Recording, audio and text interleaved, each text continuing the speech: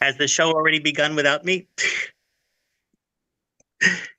I guess the theme song has already started to play, correct, Anshar? Okay.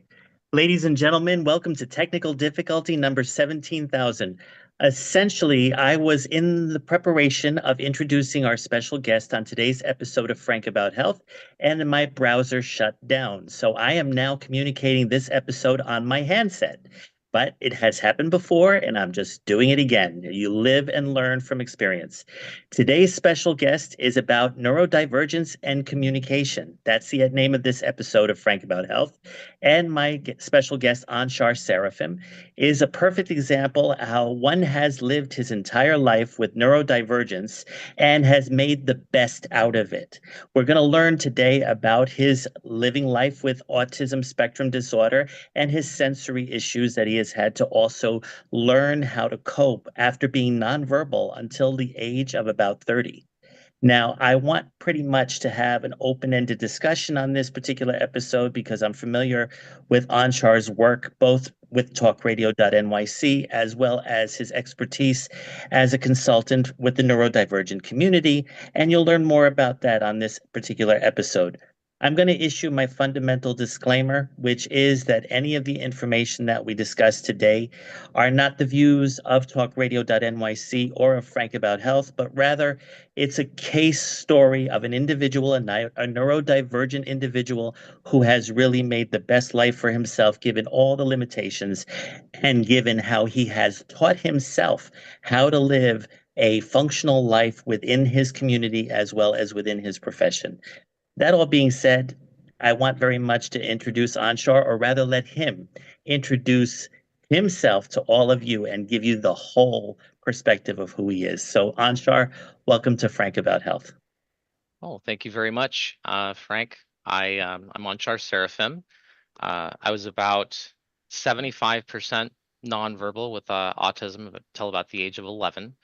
Um, had a lot of challenges, and I know a lot of people don't know this who don't have autism touching their lives, but I do have a lot of the physical problems that go along with an autism spectrum diagnosis. I had one of my eyes turned all the way in to the bridge of my Wow. nose when I was born. I had a strabismus, had to have it corrected with surgery.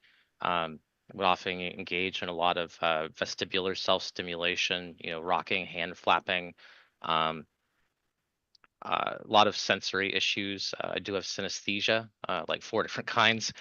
Um, and My life has really been a journey of, I think, just wanting to connect to people. When I was younger, I didn't really understand human relationships that well. I remember I was about 8 or 9 years old, and I remember trying to chase the other kids around on the schoolyard, trying to kiss them because I didn't understand human intimacy or friendship. Um, I didn't. I was raised by two women, so I didn't really understand gender roles. When you don't have exposure to a circle of friends or role models or a society, no one ever really tells you how to act. Those are things that you learn from exposure. And so Correct. um, I didn't have, no one was there to tell me I shouldn't, play with dolls or, so I do identify as non-binary, but I don't have that feeling that I was born in the wrong body or anything like that. It's not I'm not experiencing gender dysphoria in a Right. typical way. It's more that without initiation to any of the social constructs, the only thing that I've ever had in my life when people have expected, colloquially male behavior out of me, Right. was frustration because it was just another social role that I didn't know how to fill. Um, my sensory issues are pretty debilitating. I didn't get my driver's license until I was 37. It was a big problem for me just because there's so much sensory input, and we get into some of my challenges later, but I Sure. couldn't have a conversation while driving. I couldn't have the radio on. I couldn't have, even a crack in the window because then I would start feeling uh the breeze on my skin, and that would start making me see colors. And And it would so it also was a be painful, wouldn't it? it's not always necessarily pain, when Okay. you've got sensory dysregulation, you get a heightened sense of anxiety, um, Right. and then it's a self-propagating cycle too, because once your anxiety goes up and you start having those stress responses, it actually changes the way that your brain processes somatosensory and visual and auditory information. So it kind of turns into a cascade effect. um, I do want to kind of give a little bit of commentary because you said that I was nonverbal until 30, and it's not entirely Okay. accurate. Okay. I Yeah, appreciate that. 75% nonverbal until age 11, and then um, Okay. I really started trying to connect with people after that, with a lot of challenges. We can get into that. And I didn't have my first friend until I was about 25 years old. Aside from Yeah. maybe doing an activity with someone else around me, shared activity, but there was no social interaction aside from parallel play. So that was really frustrating. But I really came into my own as I started to approach 30 years old. Um, just because if you know anything about um, autism spectrum disorder, there's a reason it's called a spectrum. People have all kinds of different challenges. And as for me, generationally speaking, because I am in my mid 40s, it was only Mhm. 2 years before I graduated high school before they even had Asperger's in the DSM. So I came from that generation before we started passing out ADHD diagnoses and all of that to kids, and trying to fill them with amphetamines and stuff like candy. There was no support or recognition of anything that was going on with me, and I never could understand why I wasn't able to connect with anyone. um, Ton of social challenges, inability to make eye contact, inappropriate facial expressions. I'd spend most of my day, walking around with my arms crossed, looking at the ground. A lot of Mm. difficulty with the tonality of my voice, being able to control my tone. No gesticulations, no facial expressions. I felt like I was from a different planet. I couldn't connect to Wow. anybody.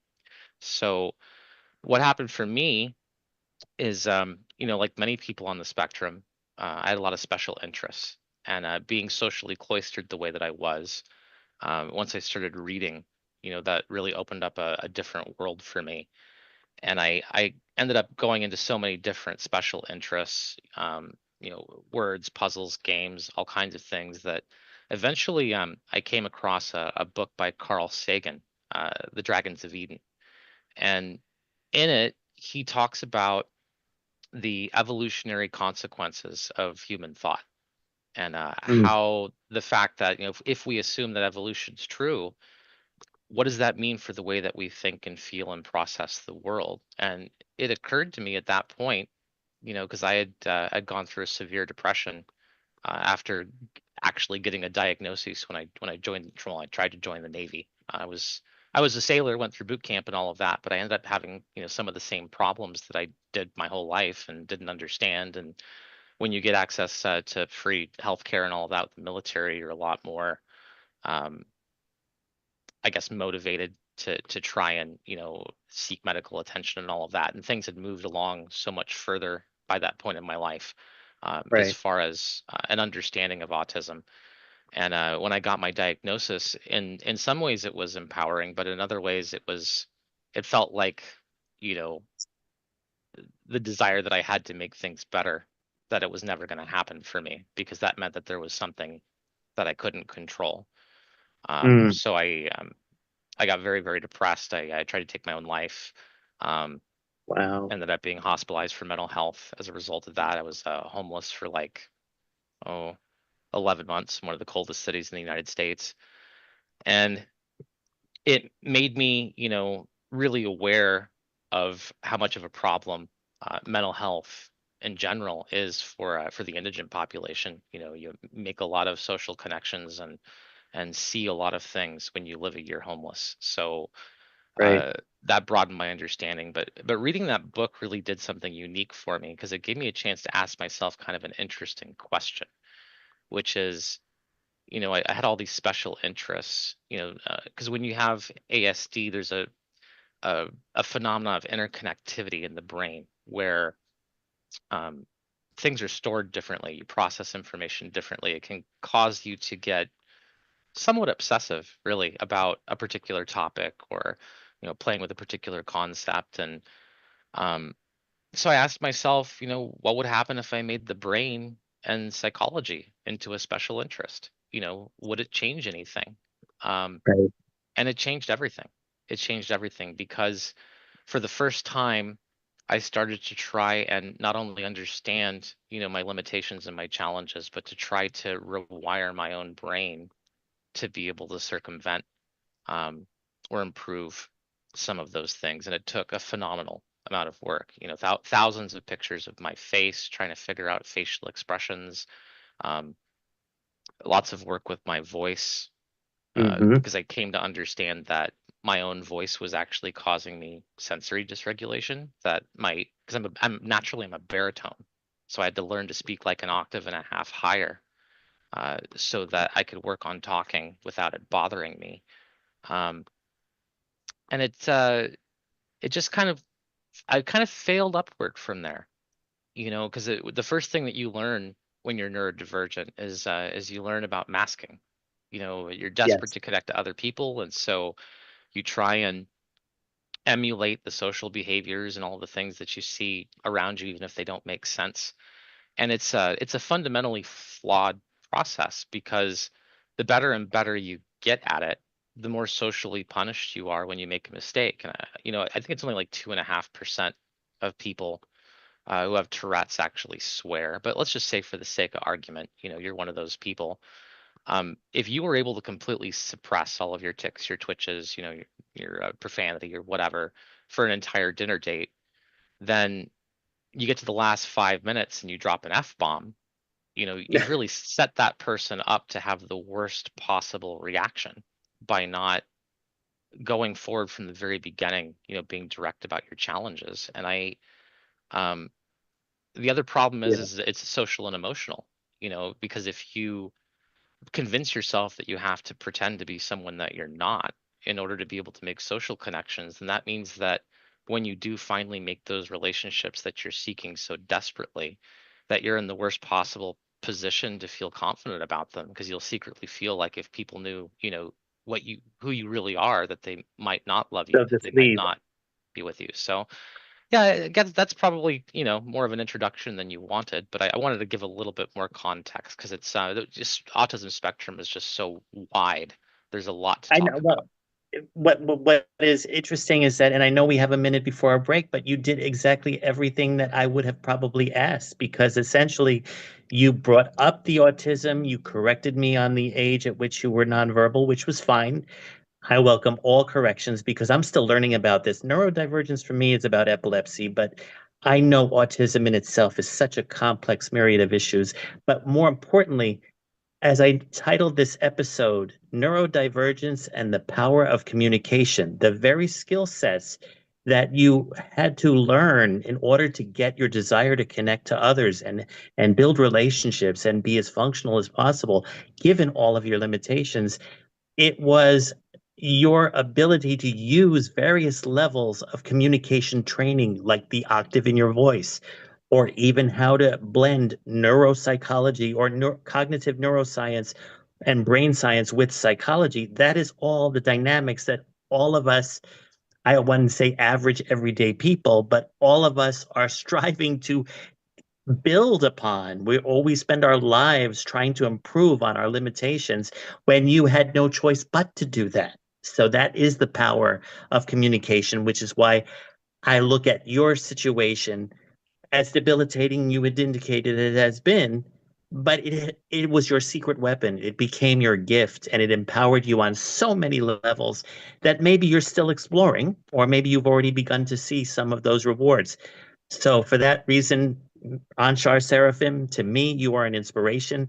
And I want very much the rest of my audience, the listening and viewing audience, to see how you've mastered not only that skill to be able to allow you to relate to others, but how you have made it into various opportunities along your life and career that could lead you to being a role model for anyone who's neurodivergent, whether it's within the spectrum or even other types of neurodivergence. So that's my praise and my platitude for you right now on Frank About Health. And when we return, we're going to talk more about your sensory issues. I know that's a challenge.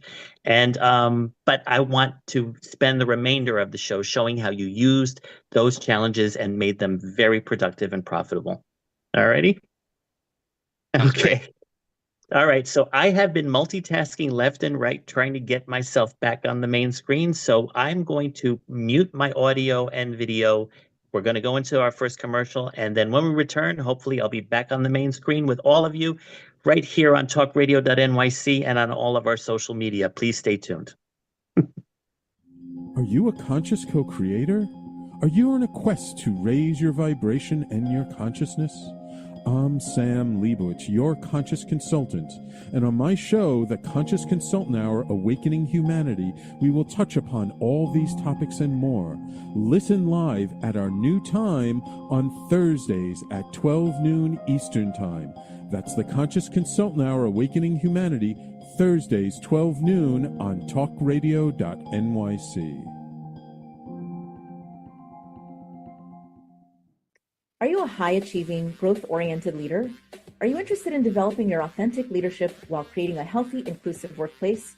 Hi, I'm Dr. Mira Brancu, host of The Hard Skills on talkradio.nyc at 5 p.m. Eastern on Tuesdays, where we discuss how leaders develop the hard skills needed to make a greater impact.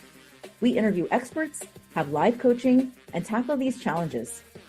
Listen to The Hard Skills on Tuesday at 5 p.m. Eastern on talkradio.nyc. Are you a purpose-driven individual looking for deeper healing, clarity, and growth? Welcome to the Expansion Room, a transformative space for purpose-driven individuals. I'm Siobhan Larice, host, licensed therapist, and coach. Join me every Wednesday at 5 p.m. Eastern Time on talkradio.nyc. You're listening to Talk Radio NYC. Uplift, educate, empower.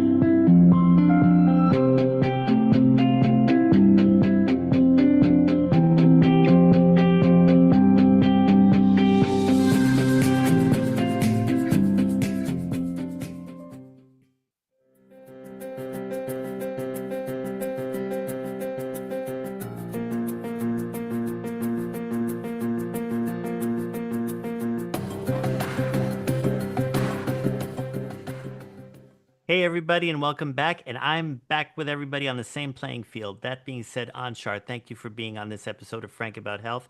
As you know, I wanted to have another autism show, but your story is so unique and so different and so inspirational that I want to talk about mainly how you've been able to adapt to a much more realistic coexistence with all of us, both personally and professionally. I know that there is one of the limitations that I have not really understood in various people who are on the spectrum, but you have some kind of sensory dysregulation disorder, or you said there's another word for it. I want to use it. Sensory processing disorder. Oh, okay, great. So can you explain to me that while you were already going through the spectrum and becoming more verbal by the time you reached 30 and then making your first friend later in life after that, how did you manage to strive and thrive while still dealing with ongoing sensory issues, whether they're sound related or touch related? Can you show me how they either differentiate or probably even work together? Yeah, absolutely. So I think the easiest way to kind of relate the autistic experience for people who aren't familiar with it, and all I can do is speak to my own experience here. So, take that with the Sure. appropriate grain of salt. And Sure. I do want to point out, I'm a behaviorist. Applied behavioral psychology does not make me a therapist or a medical expert in any Correct. way. It's important, but speaking to the facts, the white matter tracts in the brain, the corpus callosum, the different ways that your brain processes information, those things change when you have autism spectrum disorder. And I think the easiest thing that I can liken it to that a lot of people have, as a relatable experience, is that feeling that you need to turn down the radio to park the car. Right. Right. You know, there is interference that happens from your sensory input. And have you ever had like a bad phone call where you could hear your own voice on like a half-second delay? Yeah. You ever notice Like, how difficult it is to talk? yeah, you end up stopping. You freeze. Yeah, so if you have sensory issues, if you have input processing issues, it dramatically changes your way of being able to communicate. Um, and it's like there's an interfering noise in what you're Right. trying to do. And a lot of the compensatory mechanisms that you'll see in autism, like vestibular self-stimulation, like rocking, or verbal or tonal repetition, like a echo or palilalia. It's kind of like it's like a spoonful of sugar to make the medicine go down. It's that while you can't control all of the input you're getting, by mixing it with input that's expected, that you can make it more tolerable. And that's where a lot of the um, eloping behaviors, compensatory behaviors come from, Mm-hmm. is this inability to turn down the radio to park. And Mm. you've got to try and figure out a way to make it palatable enough for your brain, but then you're also dealing with the challenge that as that input continues, the frustration and the stress continues to escalate, and then that makes you even more susceptible to being dysregulated. It's why, at least I can speak to my own experience, a lot of people on the spectrum won't even necessarily be able to identify when they've had they're having, in the middle of having a meltdown or a dysregulation, until after.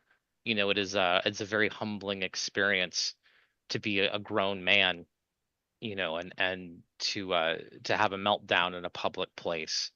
Um, Mm. I think one of the primary frustrations when you have a disability is that it takes patience for other people who want to be in your life to be with you, whether that's a physical infirmity or a sensory problem. you know Other people are going to have to make some accommodations for you. And ironically, strangers are the most accommodating. It's the people that that are closest to you for the longest period of time that are most likely to forget that your symptoms are not character traits. If you have ADHD, and you forget a friend's birthday because of executive dysfunction, um, it's very likely that a person's going to get their feelings hurt and feel like that's your fault. Right. Whereas if you had a friend who was in a wheelchair who didn't offer to help you pack because you're moving, you wouldn't, you have a constant visible reminder of their limitations. And when you're neurodivergent, depending on whether or not or how you physically present, people don't Right. have that cognitive reminder. So it can cause a lot of problems with social mistreatment. You know, uh, if a person's not able to look you in the eyes during a job interview, you know, it it creates social problems. There's a reason that the unemployment rate for autistic adults is, in some places up to 85%. Um, and that's before you get into things like transportation challenges and the workplace environment and, Right. the ability to switch tasks. And, we can get into some of that if you want. I don't want to flood you with too much information. No, but I identify with everything you're saying because I've always said on various episodes of Frank About Health, perception is everything. And it's incredible how sometimes perception is misconstrued and made into reality because the person or people that are perceiving or misperceiving the other individual are also limited themselves. And they're not taking the time to even give the other side of the coin, so to speak, or even try to empathize with what you might be living with, which would therefore make your situation much more respectable and transparent if they were able to think objectively rather than, oh, well, you didn't give me the reaction I expected, so you're not to be dealt with, and it's unfortunate that that's the kind of social system we live in. And, I've always talked about how narcissism also plays a path into all of that. But again, this is about your disorder.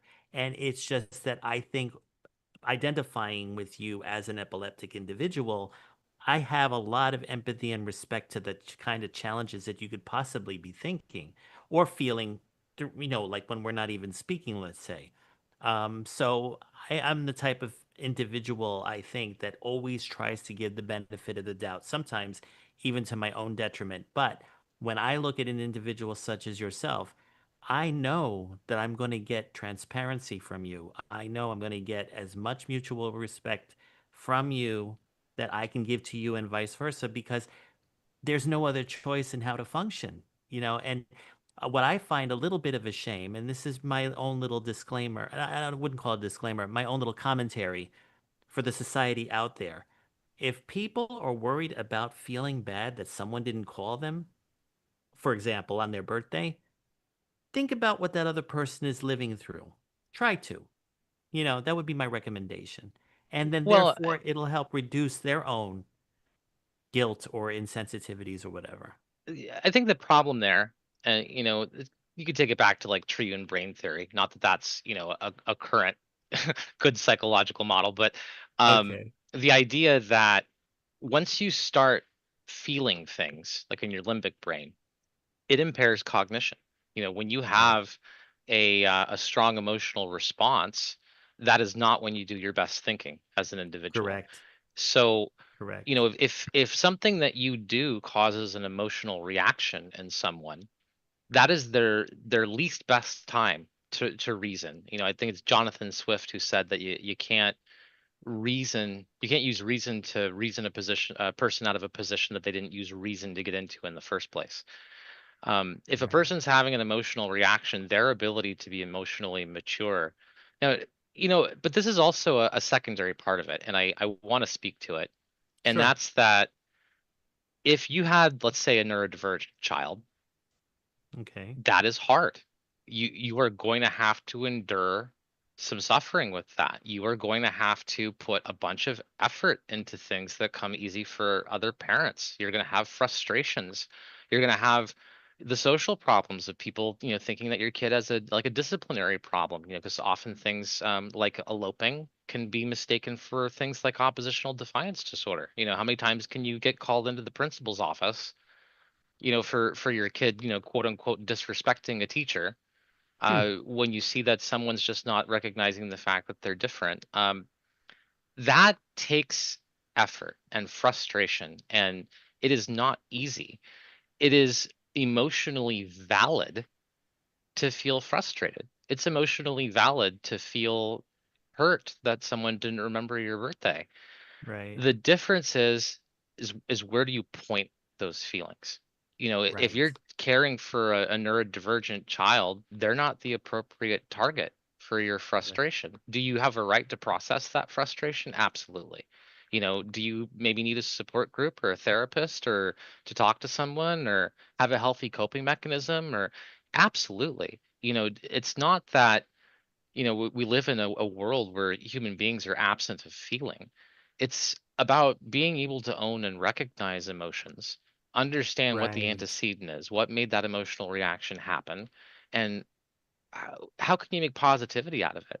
How can you direct that energy, that frustration into something that appeases it, but doesn't cause harm? And that takes self-awareness. And self-awareness is not in large supply in the world. It's No, just it not. is not. It's It just is not. not. So, I Correct. think that part of communication and really just treating other people equitably. We're all taught from a young age this idea of the golden rule. Right. Treating other people the way that you want to be treated, and it's honestly an awful philosophy. It's great for a stranger when you first Correct. meet a stranger.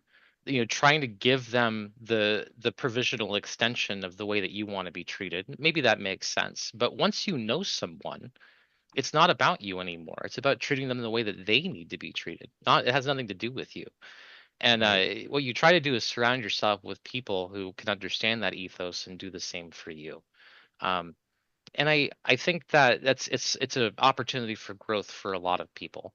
But being Correct. able to separate how a person is making you feel from whether or not they have responsibility for your feelings and whether or not they should, have negative feelings directed at them because of it. Because a lot of communication problems actually erupt from um, it's almost kind of like revenge empathy. This person made me feel a certain way, and they're not acknowledging or validating that feeling. So I'm going to force them to feel what I'm feeling. And it causes a lot of impulsive behavior. Right. And That you lack of find that in recognition most does. individuals that classify as narcissistic.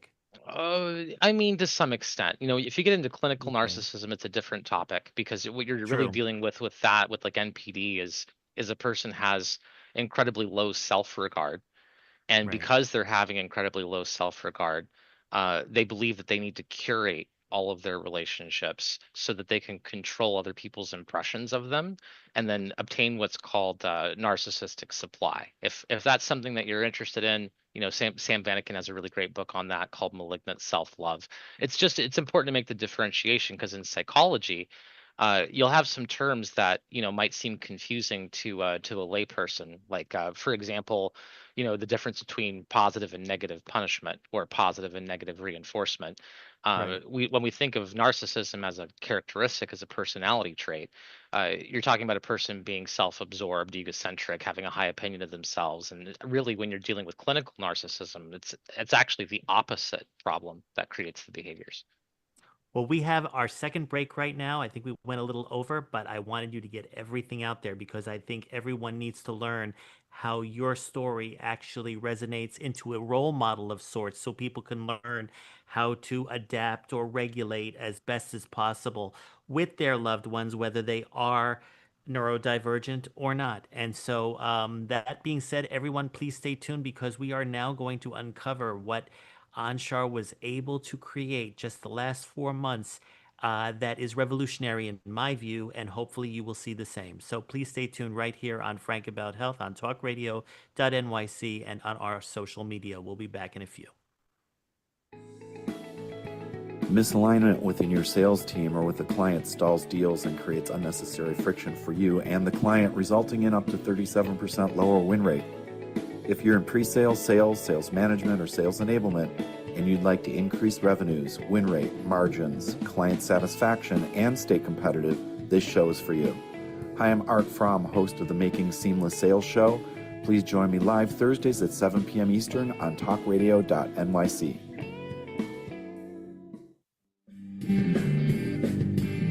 Hey everybody, it's Tommy D, the nonprofit sector connector, coming at you from my attic. Each week here on talkradio.nyc, I host the program Philanthropy in Focus. Nonprofits impact us each and every day, and it's my focus to help them amplify their message and tell their story. Listen each week at 10 a.m. Eastern Standard Time until 11 a.m. Eastern Standard Time, right here on talkradio.nyc. Hi, I'm Linda Marcanico. The A Train to Sedona is a memoir about my journey to love and compassion. It's also the name of my new broadcast on Wednesdays at 12 noon. When we are spiritual, we embrace possibilities and ideas, which strengthen our mind, body, spirit, health, and wisdom. On the A Train to Sedona broadcast, I plan to interview guests who embrace these expansive practices. Join us on Wednesdays at 12 noon on Talk Radio New York City. You're listening to Talk Radio NYC at www.talkradio.nyc. Now broadcasting 24 hours a day.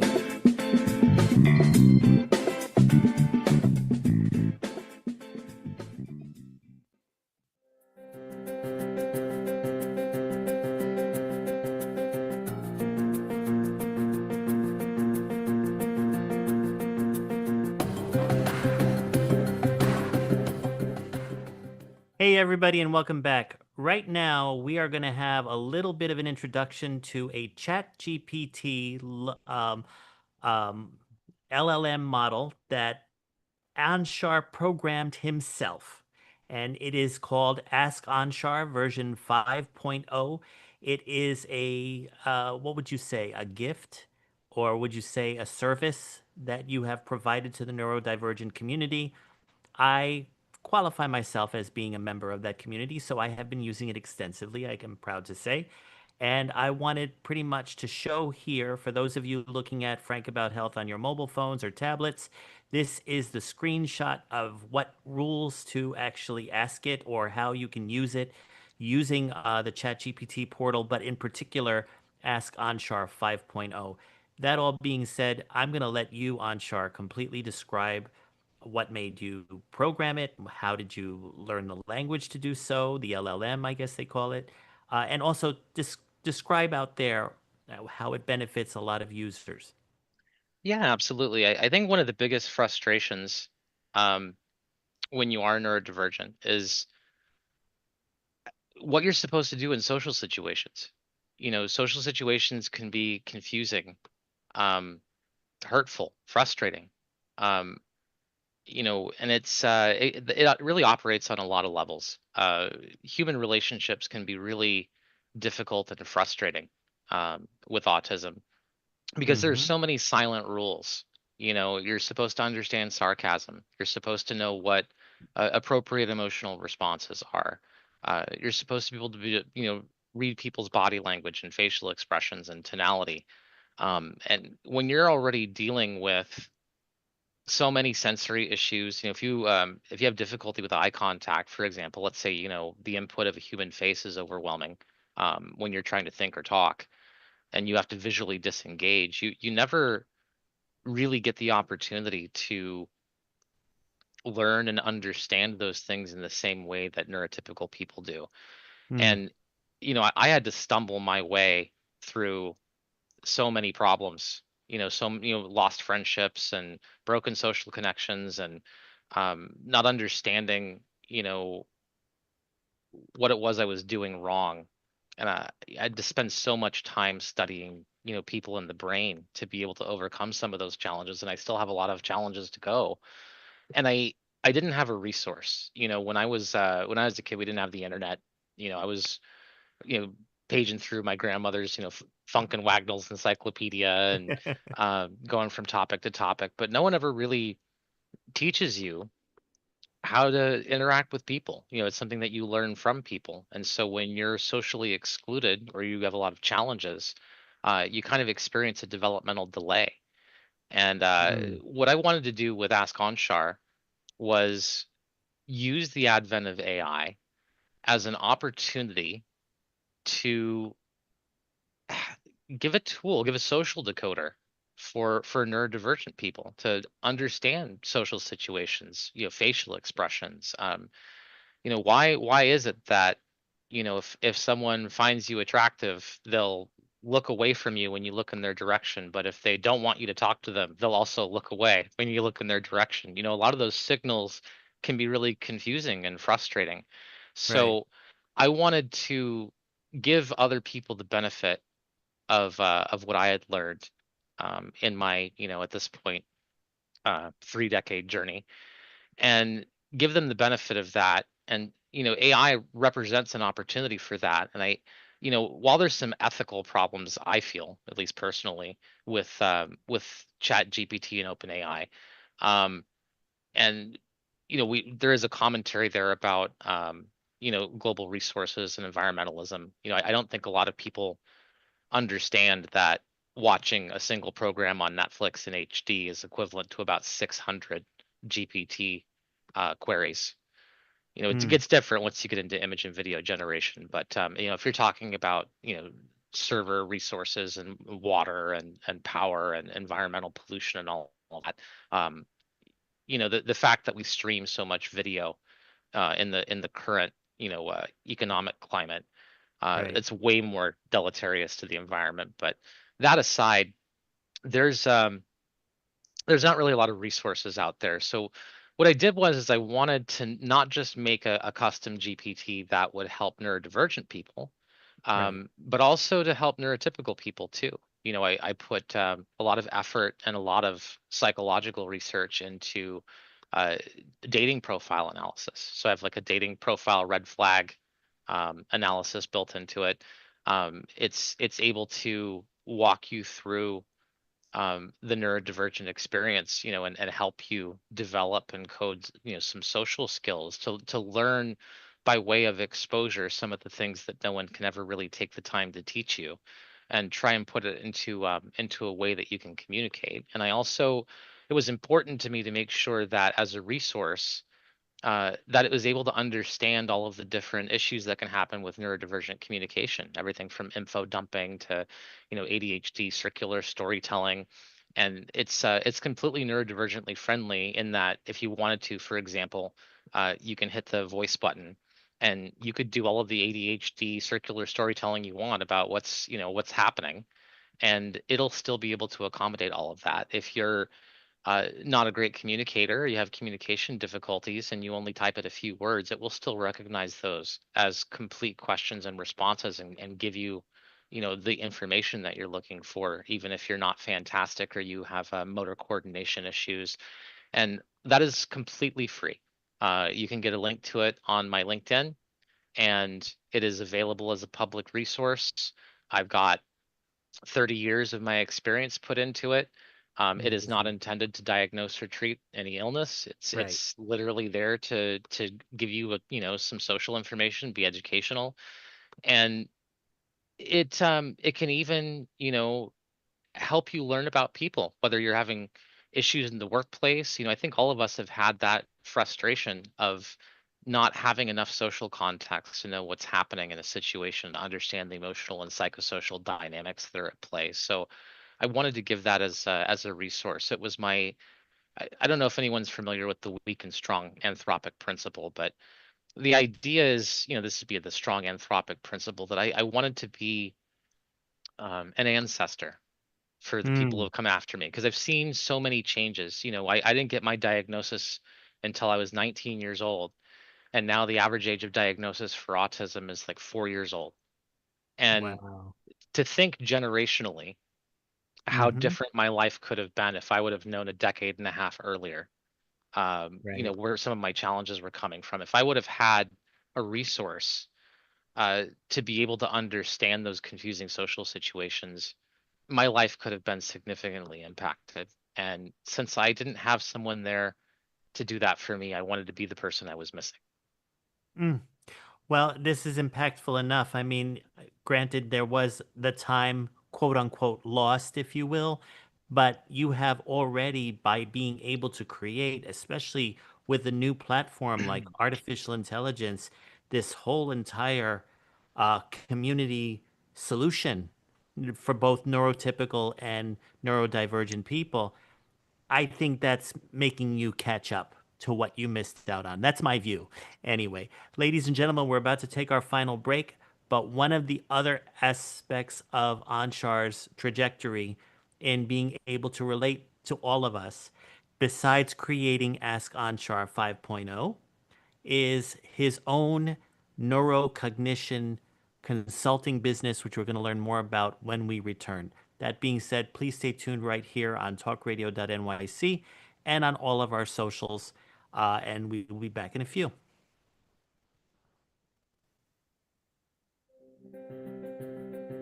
On Frank About Health, we're not just talking healthcare. We're managing disruption and innovation. Over the last 4 years, I've taken you from epilepsy and COVID to mental health, caregiving, and now the front lines of healthcare transformation. Stay tuned for a healthier future as we bring on the innovators, professionals, storytellers, and advocates who show you how to own your healthcare every Thursday at 5 p.m. Eastern Time on talkradio.nyc.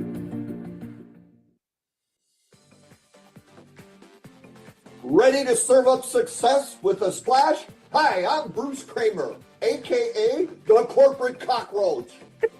I'm the Renaissance woman, Angie Snowball.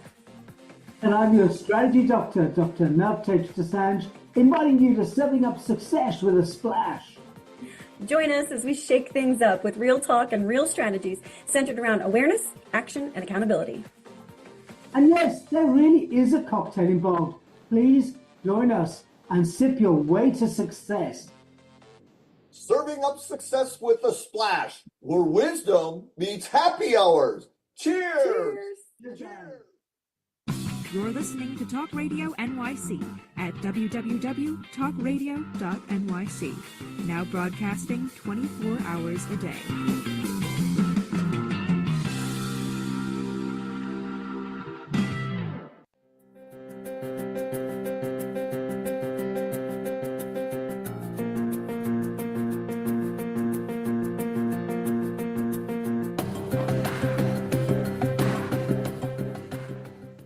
Hey, everybody, and welcome back. Actually, besides the fact I had shown you Anshar's business card, I was going to show you his YouTube page with previous work that he has done. But I guess in all of the shuffle that started at the beginning of the show, I have lost the link to that. So that being said, Anshar, I really want you to spend the remaining part of this show talking about what you do for other businesses, other professionals, I guess within the neurodivergent community, or even others, researchers, hospital systems. I mean, I'd like to know all about the kind of work you do, and feel free to say on this show how people can get a hold of you, if they could probably use your brilliance on ChatGPT, or even with other things that you have done. And at the same time, if we have screen sharing privileges, so if you want to show your YouTube page, feel free to do so. But just go ahead and promote yourself to the hill. Well, I teach applied behavioral psychology and cognitive neuroscience for business, sales, personal development, marketing, neuromarketing. Um, I help entrepreneurs connect their ideas to their audiences. You know, I I've had the pleasure of being interviewed 60 plus times on the topic, everything from um, how your vocal tone and your choice of language can change a sales interaction to how belief systems can impact the way that we affect change in our lives. I think some of the core principles I like to touch on are the gaps that happen because when you don't always necessarily understand the mechanics of the brain, it can cause people to make a lot of mistakes. And I want to touch on a few of them. I think most people have had the experience of having imposter syndrome, for example. Um, so just as an aside, a lot of people don't know this, and psychologists disagree. It's anywhere from 5 to 50 times. But did you realize that when you have a negative experience, that it's recorded with 5 to 50 times the clarity of a positive experience? Yes. Because the hippocampus, the memory writing system of your brain, and we now know through voxel parcellation studies and all of that memory has a lot more to do than just a single centric area of the brain, that their engrams are stored in a different way. But Right. when it comes to things like narrative and memory, when you make a mistake or touch a hot stove or almost get hit by a car, the brain, when it has a stressful reaction, it's evolutionarily predisposed to record those things with far more clarity and granularity. It's why we have a perception of things slowing down. If you're in a car Right. accident, you have a negative experience. It's why, you know, most human beings will have that common experience of, having one eye open at 2:30 in the morning thinking about a job interview that didn't go well 15 years ago. The brain revisits negative experiences. And what Yes. that means to us as human beings is that the mammalian system, the animal system that protected us with evolution, that it negatively impacts us as thinking, feeling human beings. Because once we're transcending from survival to Mm-hmm. a life that isn't just survival, those same things like negative memory and negative experience storage, it impacts our narrative as people. I always found it confusing, especially being a kind of a very logical person. um Mm-hmm. when I would see a bunch of people high-fiving and pom poms and cheerleaders and all of that. But there's a lot of truth to the importance of creating novelty impact on the memory when you have a positive experience, when there's a win, because it helps derail the negative narrative that will happen from the funhouse mirror warping of your memory. Right. If you live a life where the only memories that are recorded with real fidelity are your negative experiences, how could you have anything but imposter syndrome? It's a Right. really predictable effect of that.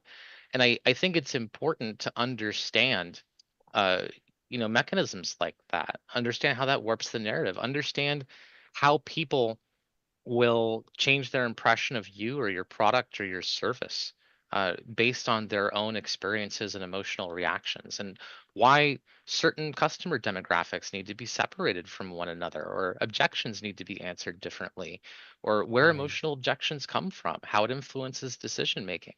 how to properly respond when someone has a negative reaction. What is a positive and what is a negative way to reframe or to set, boundaries or guardrails, or, there are so many dynamics when it comes to interacting with people. And I think one of the few benefits that I've gotten out of the autistic experience is that my cup was empty. I had to learn these things that people are, have different gradations of good and bad at. Right. I had to learn from having no skill at all in that department. Incredible. I had to dissect all of those things and come up with a system for myself to be able to understand those interactions so that I could try to excel in a social environment. And I never intended, to become a psychology expert. I was just trying to work on myself. I worked in information technology for 2 decades. I thought I was going to spend the rest of my life behind a desk working on, computer problems, because it felt like that was the only way that I could have a successful career. And then when I started getting better and better at psychological understanding, at neuroscientific understanding, Right. and recognized how much of a gap there is in the way that personal development happens, and the way that people change their behaviors, and the way that people form their identities or try to transmit their identities. What happens with challenges like copywriting or emotional impressions or objections, or there's so many interesting dynamics. And I think one of the coolest things about studying psychology is that it Mhm. ends up not just helping you develop as a person, but it teaches you more about anything that you have to do in the world that involves interacting with other people. Right. How do you transmit a skill effectively to another person? And that's a really important question to answer too on the subject of imposter syndrome, because the easiest way to circumvent imposter syndrome is to transmit your skills and your sapience to someone else. If you can effectively teach another person how to do something well, maybe the first time your brain will still be full of doubts. Oh, I got lucky, or they're an outlier, or maybe they're better at it than me, or whatever. Right. But once you've helped 50 people be successful at something, you don't have to worry about having a negative impression of your own understanding anymore. And that's because you get to see the social proof in other people. We view people and ourselves differently with spotlight bias. And there's so many different kinds of bias that creep into the way that we perceive ourselves in our world. And they're really important things to understand. There's a reason that um, understanding neuromarketing, for example, is so important. I've had the privilege of leading a team of 4 PhD neuroscientists for a neuromarketing department before, and it's really crazy how much of an impact. Like if you look back to the 80s with Coca-Cola, they New Coke. yeah, they let themselves get basically dragged down into the mud with a taste test challenge when that wasn't actually what was important to their market salience. It was far more important was the psychological recognition, the cultural recognition that Coca-Cola had. And by not understanding those psychosocial dynamics, it ended up costing them, millions and millions of dollars. So I try to do that now for businesses, for individuals, for entrepreneurs. Um, I've had the honor of speaking at the United Nations Autism Awareness event as a Mhm. public speaker, bringing neurodiversity into the public view in any way that I can. Um, I volunteer my time with communication groups, people with who are neurodivergent and are struggling. Um, Yes. and I feel that those skills are human skills, that they're transferable to everyone, that everyone has an opportunity to benefit from them. And if it's something that, if you want that honest psychological impression of your copy or your website or your business process or the sales process you're using for your team, or how to deal with objections, or an acquisition of a skill, all of these are things that you can benefit from by being able to talk them out with another person. And so, out of all of this whole process, that's how I became a consultant. So Ask Anshar is not just your portal, it's also what you do. So that being said, can you give verbally all the links that you want people to try to reach you at, including your YouTube link that I I think couldn't the show earlier? easiest way to find me would just be to go to LinkedIn. And you can just put my first and last name there. There's not a lot of Anshar Seraphims out there, so it's ANSHAR and then Seraphim SERAPHIM. And then you just put a period in the middle of that between my first and my last name at gmail.com. That's my email address. I have my electronic business card, which I've given you, and it has links to a lot of my interviews and content. So I'm sure via the show links if anyone's interested in that. I offer 90-minute sessions. I do sales process design, marketing analysis. I don't proffer myself as a coach most of the time, but sometimes coaching is part of sales. Coaching is part of marketing.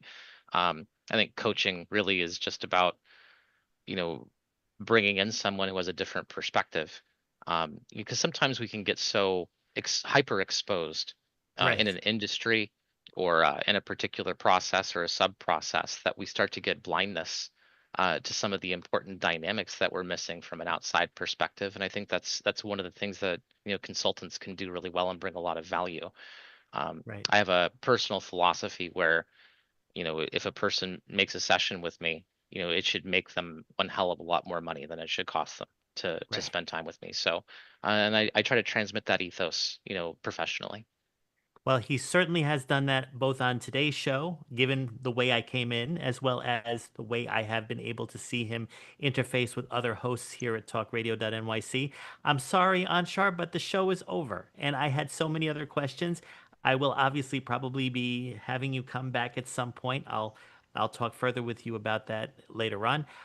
We are about if to your go... viewers get any questions and they want to write you or post questions or send me questions, it's always something that we could do in a follow-up episode if you like.